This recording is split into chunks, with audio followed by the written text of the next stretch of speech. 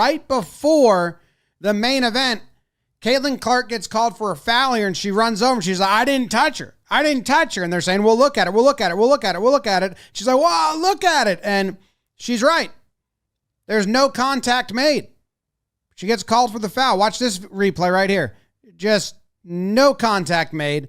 Caitlin Clark gets called for a foul and she runs over. She's like, I didn't touch her. I didn't touch her. And they're saying, we'll look at it. We'll look at it. We'll look at it. She's like, wow, what? Look at it. And she's right. There's no contact made. She gets called for the foul. Watch this replay right here. Just no contact made. Gets called for the foul. She tells the ref, she says, oh my God, watch it back after the game. Trust me, you'll see. To the ground. Oh,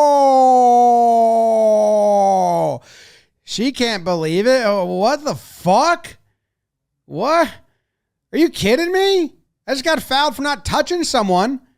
Yeah, I didn't touch it all. Watch, actually, you watch it right now. Look up. There it is. So that happened. They make both of their free throws, and then Indiana's got the ball, and it's the next possession right after. She doesn't touch someone and gets the foul. Then you got Caitlin Clark with the ball, banging around top of the key. Her and J.C. Sheldon just banging around, and then she's going to take a finger to the eye, and then gets bumped, and then gets sent to the ground. She can't believe it. What, are you kidding me? I just got fouled for not touching someone, and they just tore my eyeball out and banged me to the ground. This systematic targeting is forcing veteran WNBA stars to retire. Don't you dare change that channel. Kind of got a little bit emotional, you know, to be at this moment in front of a sold out crowd, in front of all this attention, and to have that moment is just pretty special to me because I don't want to say I deserve that, but, you know, I'm trying to be as humble as I can, but being around that long, I kind of feel like I deserve that moment, and for it to happen right then and there in this time period in my career, it was just, I don't know, I'm just so grateful. Let's start with the elephant in the room. DeWanna Bonner, the WNBA's third all-time leading scorer, hasn't stepped foot on the court since June 12th. The official reason? Personal reasons. But league insiders are painting a very different picture.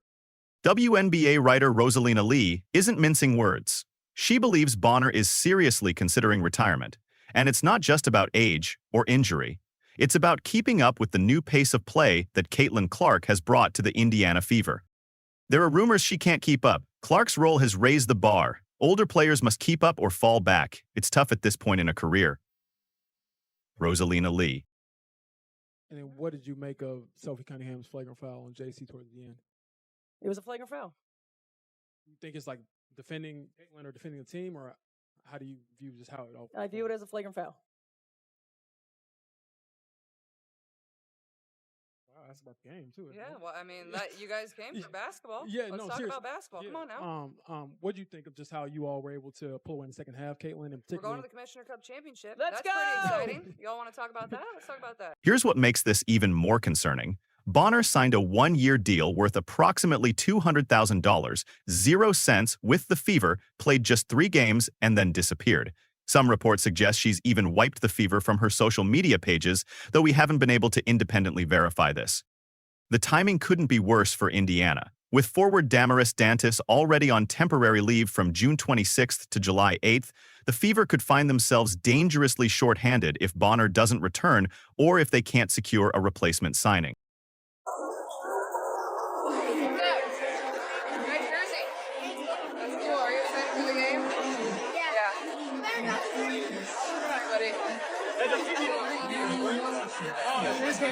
You want on the back or the front?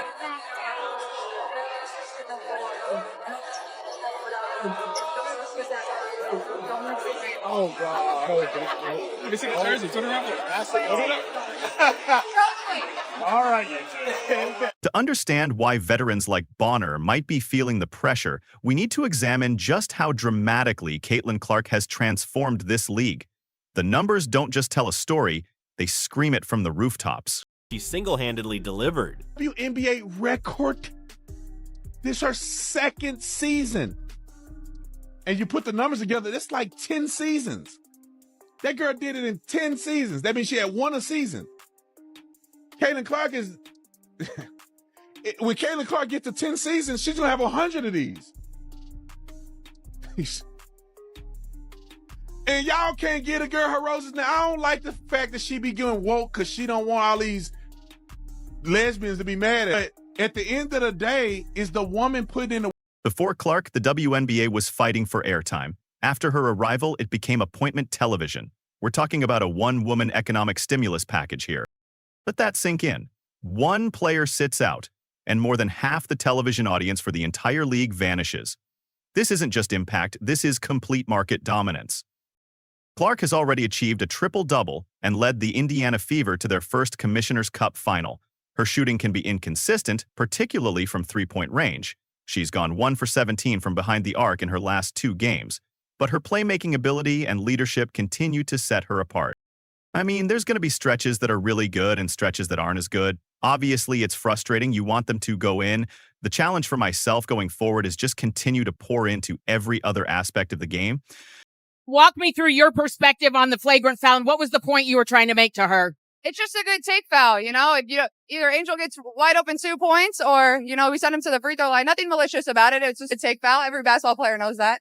But Clark's success hasn't come without controversy. What we're seeing on the court isn't just tough basketball. It's systematic targeting. Every game has become a highlight reel of hip checks, off-ball shoves, and aggressive closeouts that border on assault. The most egregious example? The infamous shove from Marina Mabrey that sent Clark flying with a full-body check completely disconnected from the play. It was a move you'd expect in hockey, not basketball. I mean, is that displacement? I think it is. Oh, and Marina Mabrey's going to get ejected. If the officials saw that, Marina Mabrey is going to get ejected. Well, they're going to go and look at it. Recent footage shows Clark getting poked in the eye during a physical matchup against the Sun that resulted in 3 ejections. The pattern is clear. Opponents have adopted a primary defensive strategy of seeing how much physical abuse she can endure before she breaks. What's most infuriating? Clark's reaction. She doesn't retaliate. She doesn't complain. She just gets back up and goes to work. But instead of being seen as professionalism, her composure is being interpreted as arrogance, which only fuels more aggression. Colin Cowherd summed it up perfectly. It's a horizontal, chippy league. Caitlin Clark is like kerosene to the physicality flame. They don't know how to officiate her. They don't know how to defend her. This is the worst she'll ever be. She's getting better, and they can't stop her. The WNBA has arrived. Caitlin Clark's gotten really good really fast. It's like the end of year 1 for Michael Jordan or year 3 for Michael Jordan. She's gotten really good really fast. And you got to put a body on her, or you got to double team her, or she's going to embarrass you. She's shooting 33-footers. And what happened last night's a byproduct of that. This is what happened to MJ. She's number 1 and 2 in every offensive stat. She's hitting more threes this season than Steph Curry did in his first MVP season. And her game embarrasses you. So like men's basketball, J.C. Sheldon had the task of stopping the latest superstar in her basketball league. And this thing was chatty in the second quarter. It was chatty. They've got history. It was trash talking. And then in the third quarter, Sheldon poked her in the eye again. This is something we see all the time. They were on each other. They were talking. It was trashy. The superstar like MJ, unstoppable, poke her in the eye, and that's a flagrant foul, and it should have been a flagrant foul. And then Marina Mabrey, this is inappropriate, came over, knocked her over. Many thought she should have been thrown out of the game. Well, she didn't get a technical. It's a little bad boys Pistons with MJ. For the record, Caitlin Clark. Perhaps the most damning aspect of this story is the response from officials and league leadership. While Clark is being treated like a human piñata, referees seem to be looking the other way. Blatant aggressive fouls are being ignored or called as common fouls, sending a clear message: it's open season. The WNBA front office, the very institution that should be protecting its golden goose, has remained deafeningly silent. They're quicker to comment on dress code violations than on the systematic targeting of their biggest star. You've gained, I think, 500,000 followers and such, and your jersey selling out. How cool is that for your... Yeah, it's cool. It's funny what kind of people are attracted to. I'm just trying to keep the main thing. The main thing is that's basketball, trying to win games, sticking up for my teammates. And that's all part of it. I think all that stuff it's fun and whatnot, but at the end of the day, we need to win some basketball games. that you played in front of your packed house a few nights back. The other night, the energy in San Francisco. Tomorrow, you're on the Las Vegas Strip. What can the Las Vegas expect from Sylvie? Oh, you know what? I'm just going to be me. I don't go in there trying to predetermine anything. I'm dialed in. I need to focus on hitting my shots, making sure I'm executing the schemes right. I'm not focused on the extracurricular activities. And you know what? During that, it was just part of the game. I think the refs had a lot to do with that. It was a build up for a couple of years now of them just not protecting, the star player of the WNBA. And so at the end of the day, I'm going to protect my teammates. That's what I do. And I'm a team player. So it's all good. This has given birth to a fan-led crusade online, the Protect Caitlin Clark movement. Viewers have become amateur forensic analysts, replaying clips in slow motion, circling illegal screens, and demanding flagrant fouls that never come. The hypocrisy is staggering. The league wants Clark's marketing power, her ticket sales, and her TV ratings, but they refuse to offer her the basic protection afforded to any other player. This isn't just incompetence, it feels intentional. And then there's the media narrative that's emerged, which might be the most absurd part of this entire story. Instead of calling out dangerous plays, analysts are blaming Clark for the aggression she faces. Right? Just like, boom, just a little bump. And she's like, God, stop. And then number 3, Marina Mabrey just sends her to the ground. So there's a little bump from Sheldon, and then blindsided number 3, bangs her to the ground and stares at her while she's down. Yeah. That's what I do. You're not looking. You're not set on your feet. I come in and just bang you to the ground. So they look at the replay for far too long. The argument goes like this. She's too confident. She engages in trash talk. She brought it on herself. This logic is fundamentally broken. Michael Jordan was a legendary trash talker. Larry Bird built his career on dismantling opponents mentally before games even started. Their antics are celebrated as competitive fire. But when Caitlin Clark does it, she's suddenly violating some unwritten rule that invites physical retaliation. Commentators bend over backwards to justify violent shoves, analyzing Clark's posture or attitude as if she's somehow asking for it. They're essentially blaming the victim for the crime. The message is twisted but clear. In the WNBA, if you're a confident woman who backs it up, you deserve whatever comes your way. You were picked 6th by the Minnesota Lynx. Talk to us about that moment when you heard your name called on stage. I think I was just really excited. That draft class in particular, we have a lot of talent in that class. We still have a lot of people in the leagues. Usually you know who's going to go where. You at least know like the top 3. We had no idea. I had no idea who's going anywhere. And so I think just the anxiety of that was like a really big build up. So I was really just interested more than anything to know where everyone was going. My agent at the time, she told me when they got to the 2nd pick already that Minnesota had already picked me because they're farther along, behind than they are there. So I think obviously wasn't surprised when I got picked, but her telling me that and then going on stage, it was kind of just, like a dream coming true. It's like all my hard work had paid off. I get to celebrate in this moment. My family was there. I'm now a professional athlete. I'm officially drafted to a team. It was just like a rewarding moment. So where does this leave us? Clark and Nafisa Collier are leading all-star fan voting, with Clark's MVP odds currently at plus 200, trailing only Minnesota's Collier at minus 275. The Fever sits at plus 475 for the championship. Remarkable odds for a team that struggled before Clark's arrival. The voting numbers are staggering and setting records, which Clark acknowledges. It seems like it's certainly going to set some sort of vote for the amount of votes cast compared to last year. That's exactly what the league needs. But here's the concerning part. If veterans like DeWanna Bonner are being pushed out by the pace and pressure that Clark brings, what does that mean for competitive balance? Are we witnessing a generational shift that's happening too quickly for some players to adapt? As we wrap up tonight's program, one thing is crystal clear. Caitlin Clark isn't just playing basketball. She's rewriting the entire playbook for what the WNBA can be. Whether that's sustainable, whether it's fair to the veterans who built this league, and whether the officiating will catch up to the moment remains to be seen. What we know for certain is that Clark's impact extends far beyond the stat sheet. She's single-handedly funding her own opposition while paying the salaries of players who seem to resent her for it. The question isn't whether she'll continue to dominate, it's whether the league can handle what she's unleashing. We'll continue following this story as it develops. Until next time, this has been WNBA Tonight. Good evening. Well, I got to tell you, the Chicago Sky are one of the worst basketball teams I've ever seen. And today, their coach literally just waved the white flag. He quit.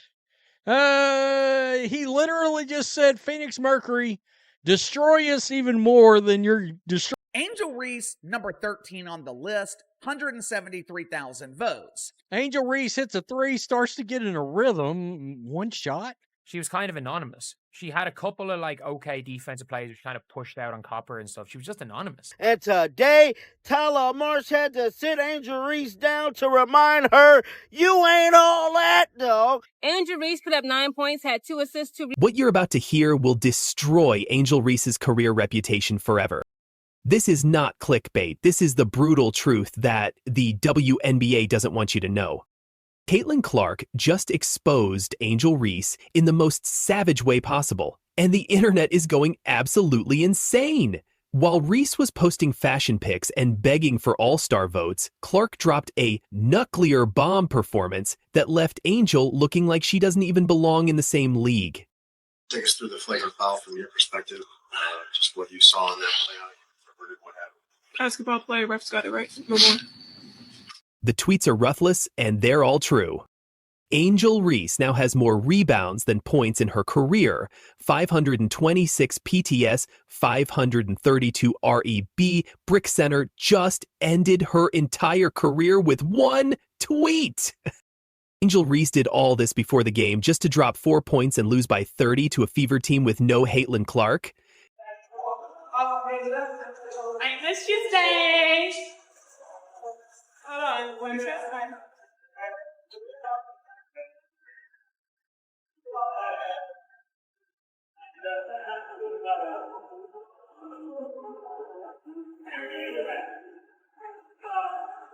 Couple more. Hater Report didn't hold back, and here's the most contrary question that's breaking Twitter right now. Is an Angel Reese the biggest bust in WNBA history, or just the most overrated player of all time? Drop your answer in the comments below. Team bust or team overrated? This is about to get gully, and Angel Reese brought this on herself. Let's go. Oh my God, this team is garbage. Golly. Man, Angel Reese with a triple single. 9 points, 2 assists, 2 rebounds. She was a minus 25. Angel Reese, part 43. Let's get up. National TV stinker. Uh-oh. Temper tantrum. Bang! She only took 1 shot in the game. It's because her teammates refused to give her the ball. On the bright side, at least she has a podcast. Am I right? Bang! Sure, just take your sweet old time getting back on D, huh? I know where to be. It's 5 o'clock somewhere. Look at that. Team player. Put her to the All-Star game. Let's start where this story really begins, with Caitlin Clark absolutely destroying Angel Reese on the biggest stage. While social media tried to paint these two as equals, the court has told a very different story. Caitlin Clark secured her 3rd career triple-double in a blowout that gave the WNBA its biggest regular season TV audience since 2000. But here's the kicker. Angel Reese couldn't even show up for the moment. In their most recent matchup, Reese posted a pathetic 4 points on 2-7 shooting, while Clark's Fever demolished the Sky 79-52. Rebounds. Angel Reese with a triple single, 9 points, 2 assists, 2 rebounds. Maybe haters pay, I guess. Haters pay, but I mean, if she misses a layup, it goes viral. If she hits a 3 to cut the lead, then... But the destruction goes deeper. Remember their college days? After Reese's infamous "you can't see me" gesture in the 2023 championship, Clark got her revenge in the Elite Eight, dropping 41 points and 12 assists in a masterful 94-87 victory that sent Reese home in tears. The internet hasn't forgotten, and neither have we. From @BrickCenter, Angel Reese now has more rebounds than points in her career, 526 PTS, 532 REB. Imagine being so bad at basketball that you can't even outscore your own rebounding numbers. Now let's talk about rock bottom. Last week's game against the Phoenix Mercury wasn't just a loss, it was a surrender that will go down in WNBA infamy. Reese is coming off arguably her worst game of the season in a blowout loss to Phoenix on Saturday, finishing with only 2 rebounds, even though she's leading the league in that category, 10.9. These fans are pissed. I mean, seriously, the Sky's on national TV and to say they're getting worked is an understatement. Angel Reese hits a 3, starts to get in a rhythm. But here's where it gets truly embarrassing. Coach Tyler Marsh, a man who won back-to-back championships in Las Vegas, literally gave up on his team.